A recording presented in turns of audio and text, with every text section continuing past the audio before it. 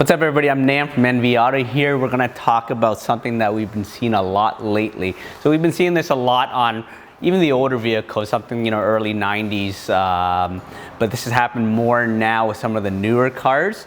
And I'm just going to show you what you'll see or what you'll feel when you first notice the situation and then how we have to fix it.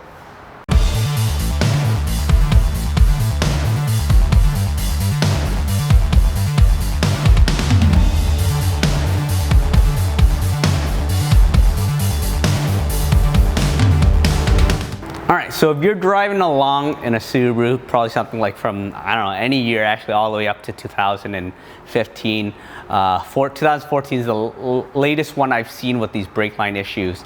If you're just driving along and all of a sudden you go pump your brakes and there's no brake left, and you're panicking and you're ready to smash into the wall or into another car, most likely, if your other parts of your brakes haven't failed, most likely the brake lines in your car has failed. So you'll see that in the dash, that the indicator's on for the brake fluid, saying that your brake fluid's low or there's something wrong with your brake system. So first thing you do, you pop the hood and you notice, oh shoot, I'm out of brake fluid. Pop your cap off and see that inside the actual reservoir itself, there's nothing in there. No fluid at all. That usually means that your brake fluid's gone somewhere, most likely on the ground. Alright, so one thing nice about Subaru is that compared to other manufacturers, that they actually run their fuel lines and the brake lines inside the car. Right? Most other manufacturers, like anything domestic or Toyota or Hondas, you'll get a lot of brake line failures because the lines are exposed out to the atmosphere, out to the road salt like in Ontario here, or out to all the moisture, which ends up causing failure where the lines are actually mounted. But with lines running through the car, they somehow have to eventually come out of the car. So when the brake lines do come out of the car to the back, like the rear disc or the rear drums, they come out here. And you can see here on this vehicle, we've got brake line failure right here, where the lines actually come out of the car into the union, and then the union to the back hard lines, which goes to the caliper. And you can see here how you got a little bit of drip of brake fluid right around here. This car's already lost its fluid on the way here. So all the fluid is probably left down on the highway somewhere, but this is what's left in the system. So the fix is to actually replace the lines and replace the union, but as you can see here, there's really not much of a hex left to replace anything. I mean, once you start touching this, you can't really get a wrench in there. And the other problems too is if you're only replacing just the one line, the other line is going to fail down the road, or the other line is going to fail immediately. So what you want to do is you want to make sure you take care of both rear lines at the same time, replacing the union and replacing the lines that goes from inside the car outside of the car, or next time you step on the brakes, or even when you go bleed the brakes, it's going to burst at the next spot. So it's nice and cool that Subaru tucks these lines up the top of the gas tank and in the rear cross member so you don't see it. It's nice and protected from the elements or hitting a rock or something like that. But unfortunately, when you do have to replace these lines, you got to take everything apart. You got to take the gas tank down, which means you got to take the cross member down, and the rear differential, which means you got to take the T-bar down, and the prop shaft, and the exhaust. So they don't really make it that easy for you to get to it. And I mean, there's other ways around it where you can just fish a little hard line through there and just make a connection at the rubber lines, but that doesn't look good at the end. So here at NV Auto, we like to make sure everything looks the way the car came in, or look factory, the way the car was assembled. So the best way to do it is to actually order both rear lines from the car, order the union, and then unfortunately in the lines in the center of the car, you're going to have to make something that fits perfectly to it. And so here, next step we got to do is we got to first assess exactly what's going to break. Unfortunately, common things that will fail or break when you're attempting a job like this is, for example, the bolts that mount the rear cross member to the actual chassis. Unfortunately, inside here with the welded nut in the frame, they could actually either seize in there and they either won't come out, or the welded nut inside will actually break. Some of the older vehicles, what we've had to do is cut out a square on the side of the chassis leg, extract the broken nut, weld a new nut in there, and then seal it all up, weld it up again, seal it all up, and paint it again. Another common thing that fails on these is you have to either drop the rear diff, so you either have to go with the long lateral bolt or the toe adjustment bolt and the other bolt that holds the lat. And so these things tend to seize as well.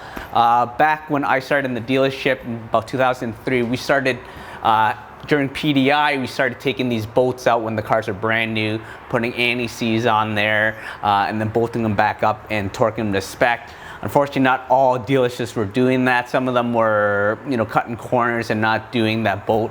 And I've even seen cars 2008, actually 2007, 2006 still have the seize bolts.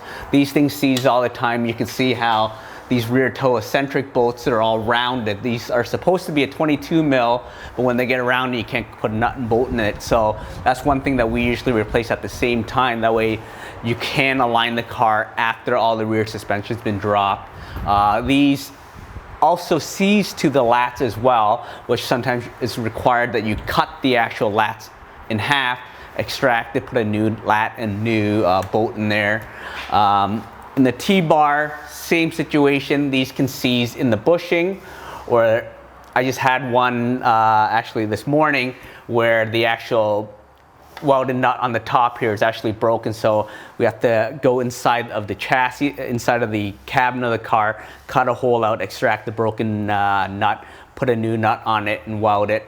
As you can see up here, all the fasteners that hold the actual gas tank in place actually rust and get rounded as well, so we've got to extract all that stuff, putting all new bolts in.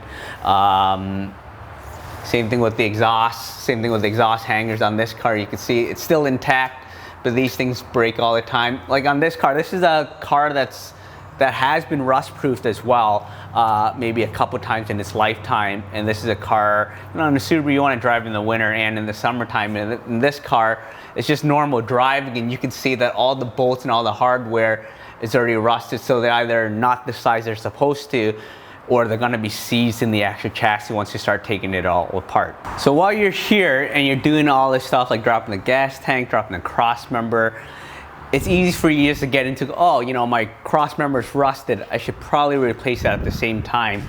Or, the fuel lines are starting to go, or they're starting to seize up, I should replace them at the same time. And that's something where, once you start taking it all apart, it starts to, pile up on things that you need to buy or things you need to order, and it can get pretty costly.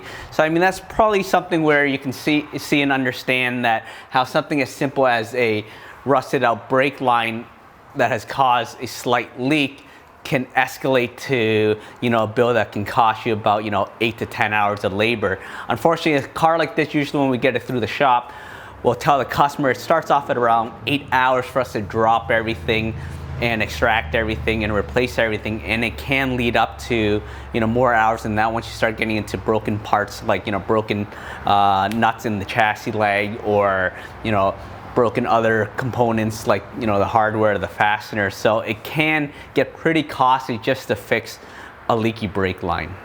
So if you're checking underneath the hood and you notice your brake fluid is getting low, or you're driving and you're seeing that your brake pedal doesn't seem as solid as it should be, just take it easy, pull it to the side, or check the fluid and check around the car to see if there's a spot on your driveway or a spot on the road somewhere, and it could be something where it's a leaky brake line. So either give us a call and we'll check it out, or call your local mechanic, but definitely take it easy when you're starting to feel that your brakes are feeling like poop. All right, thanks for watching, everybody, and that's it for this episode.